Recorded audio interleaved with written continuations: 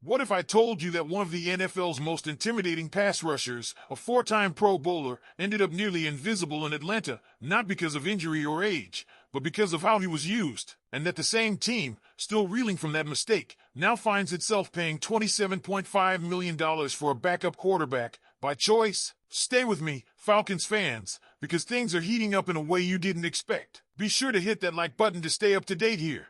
Matthew Judon, once the pride of New England's edge attack, arrived in Atlanta in August 2024, seen as a savior after rookie Bralon Trice tore his ACL. The Falcons moved quickly, taking on Judon's $6.5 million base salary in hopes that he could provide immediate veteran leadership and spark a pass rush that desperately needed life. This was no ordinary linebacker. This was a guy who had accumulated 12 or more sacks in 2 of the last 3 seasons. A guy with the engine, experience, and resume to back it up. But what unfolded was nothing short of baffling. Judon finished the 2024 season with just 5.5 sacks, 41 tackles, and a PFF ranking that's hard to even look at, 70th out of 71 edge rushers. That's not just underwhelming, that's catastrophic. And he didn't shy away from telling us why. If you go look at the film, I dropped into coverage on 60% of the plays, Judon said. It's hard to get a pick and a sack on the same play. That quote doesn't just hint at frustration, it screams it. Here's a guy known for attacking the quarterback, being asked to sit back and shadow tight ends and running backs. It's like asking a chef to wait tables instead of cook. Judon didn't throw anyone under the bus, but his tone made it clear this wasn't a happy ending. We got to play the play that's called, he added, resigned but honest. No finger-pointing, just the raw truth of a misused weapon. And that's where things started to unravel. When asked about returning to Atlanta in 2025, Judon didn't mince words. Yeah, probably not. He referenced the youth movement, with Trice expected to return and other young players ready to take the field. Judon's parting words were reflective, not bitter, just a man who knows his worth and understands when a system doesn't match his style.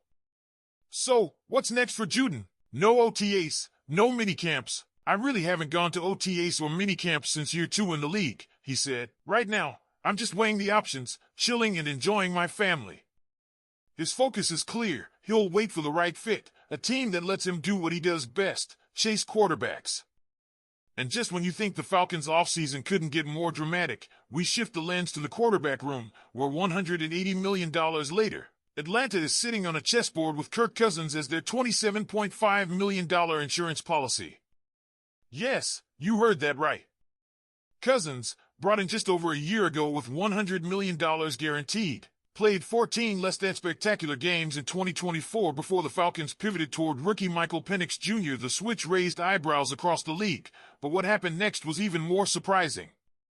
They didn't cut Cousins. They didn't trade him. They didn't even restructure his contract. ESPN's Dan Graziano explained it simply. Stubbornness likely had something to do with it. After all, how do you explain keeping a backup who costs $40 million against the cap? The answer lies in ownership and optics. Releasing Cousins would have been a public admission of a $100 million mistake. Trading him? That required another team willing to absorb a large chunk of his remaining $37.5 million in guarantees. The offers didn't come close to satisfying Atlanta's front office. So now, the Falcons are stuck, or maybe, just maybe, they're playing the long game. If a contender loses their starter this summer, Cousins becomes an immediate asset. Pittsburgh has been floated as a possible landing spot, especially if Aaron Rodgers decides to retire or pull another surprise. But until then, Atlanta is content sitting on a very expensive bench warmer. As Graziano put it, if you add Cousins and Penix's cap hits together, it's not a ridiculous amount to allocate to the most important position. And sure, if you squint hard enough, that might be true. But if Cousins isn't traded and spends the season on the sideline, the Falcons will pay him a $10 million bonus, money that could have gone elsewhere. So here we are, Falcons fans. A defensive star frustrated and likely gone. A quarterback battle with a high-priced bench warmer. And a front office trying to navigate between bold moves and sunk costs. What do you think about all this? Did the Falcons misuse Judon? Should they have been more aggressive in offloading Cousins? Drop your thoughts in the comments. And if you think the drama stops there, hold on, because there's another layer to this evolving saga, and it comes from a player whose star is only rising, Bijan Robinson. While Judon's chapter in Atlanta may be closing and Cousins' status remains suspended in a bizarre limbo, Robinson is rapidly becoming the face of this franchise, not just because of his production, but because of what could have been. And it all started with a number. Not a stat, but a jersey number. In a revealing moment on Kevin Hart's Cold as Balls, Robinson opened up about the pivotal decision that shaped his career trajectory.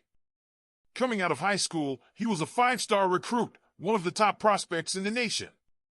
And though he ultimately starred for the Texas Longhorns, it turns out he was this close to choosing USC instead. Why? Reggie Bush. Robinson idolized Bush growing up, and the allure of wearing the legendary number 5 at USC nearly sealed the deal. If I can wear number 5 and bring it out of retirement because of Reggie Bush, I'll come to USC, Robinson said.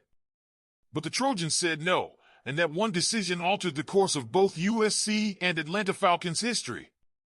Instead of running wild in Los Angeles under Lincoln Riley with Caleb Williams and Jordan Addison, Robinson torched Big 12 defenses in Texas, racking up over 3,400 rushing yards, 805 receiving yards, and 41 total touchdowns.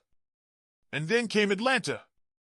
Selected 8th overall in the 2023 NFL Draft, Robinson didn't just live up to expectations, he exceeded them. His rookie season was electric, 1,246 rushing yards and 14 touchdowns. In a team clouded by inconsistency and transition, he was the constant spark. Now imagine, what if USC had relented and given him that number? What if Robinson had joined Williams and Addison in 2022? That Trojans team already won 11-3. With Robinson in the backfield, could they have made the college football playoff? Maybe even won a national title? The what-ifs are tantalizing. But for Falcons fans, the reality is even better. Bijan is here, and he's just getting started. So as one door closes with Judon, and another remains frustratingly ajar with Cousins, there's this undeniable light shining from the backfield. A player who could have changed the fate of another school, another program, but instead chose Texas, and now leads Atlanta. This offseason, the Falcons find themselves at a crossroads. Defensive frustrations, quarterback investments, and a rising superstar. What will they do next? That's the question. Now, I'll turn it over to you. What do you think about Judon's departure and his comments? Should Atlanta have handled his role differently? What about Cousins? Was it smart to keep him or a missed opportunity to move on? And finally, how excited are you about Bijan's trajectory in Atlanta?